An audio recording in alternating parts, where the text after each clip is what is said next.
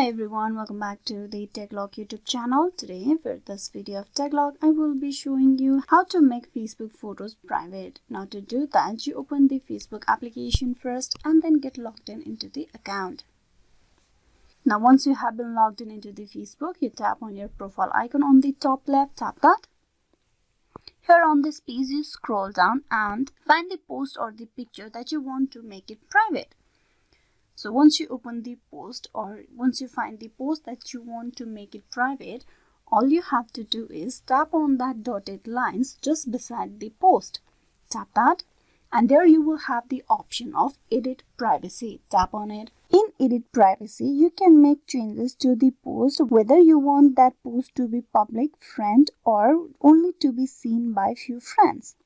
If you want to make it private, you tap on See More and you will have the option of Only Me at the very bottom.